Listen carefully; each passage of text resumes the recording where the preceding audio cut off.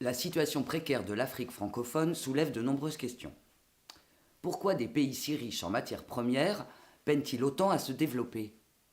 À qui profite l'argent du pétrole, de l'uranium, du diamant, du bois, des minerais?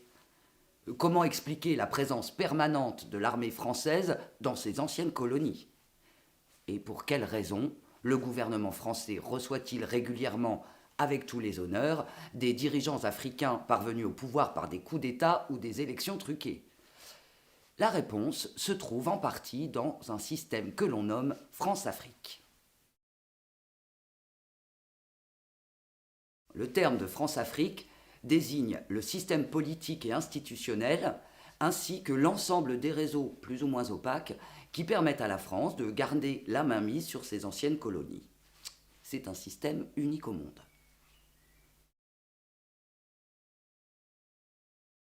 Pourquoi?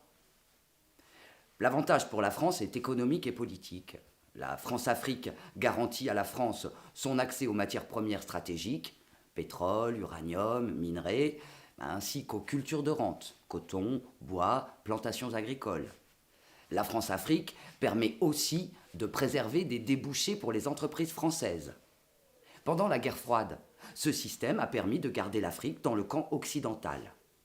La France-Afrique permet également à la France de maintenir son rang à l'ONU.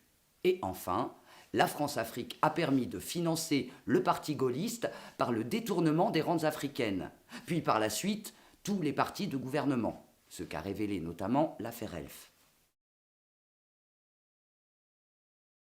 Ce système a été mis en place au moment des indépendances africaines, donc en 1960, par le sommet de l'État français, le général de Gaulle, avec son conseiller Jacques Foccart.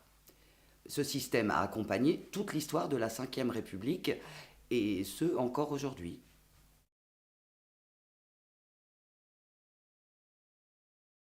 Ce néocolonialisme se traduit par le pillage des matières premières, la corruption, le détournement de l'aide au développement, le soutien aux dictatures et les trafics en tout genre. Il s'opère par ailleurs avec la complicité de nombreux chefs d'État africains, amis de la France. Il s'agit en fait de chefs d'État installés au pouvoir par la France et acquis à ses intérêts. Emmanuel Macron ne s'en est pas caché en avril 2021 lorsqu'il s'est rendu aux funérailles du président tchadien Idriss Déby, saluant la mémoire d'un ami courageux de la France. Il a ensuite adoubé la prise de pouvoir par le fils du dictateur tchadien.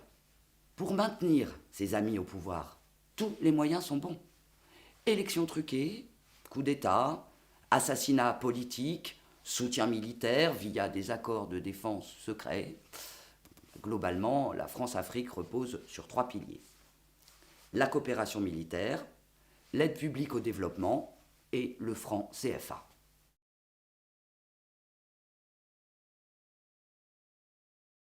Depuis plus de 50 ans, la présence militaire française en Afrique est un des piliers de sa politique d'ingérence.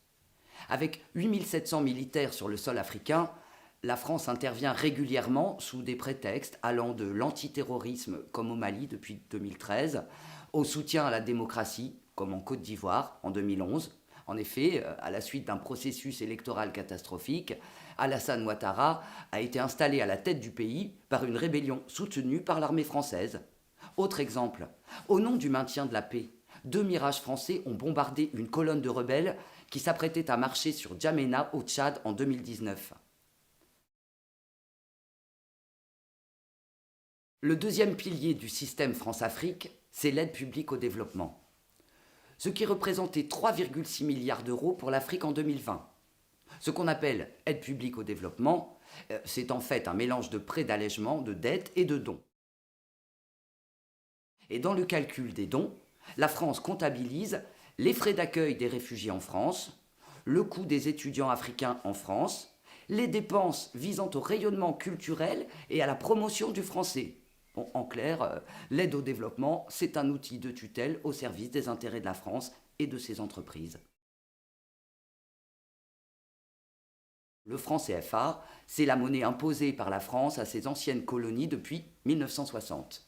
Elle est fabriquée en France.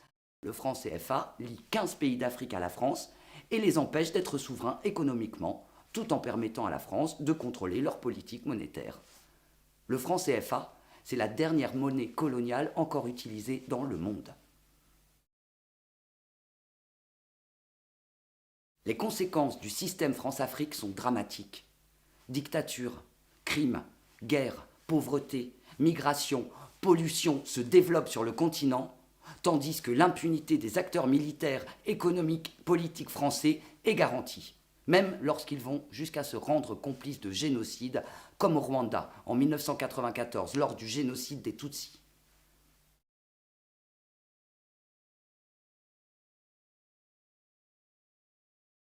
Survie s'engage depuis 30 ans pour une refonte de la politique de la France en Afrique.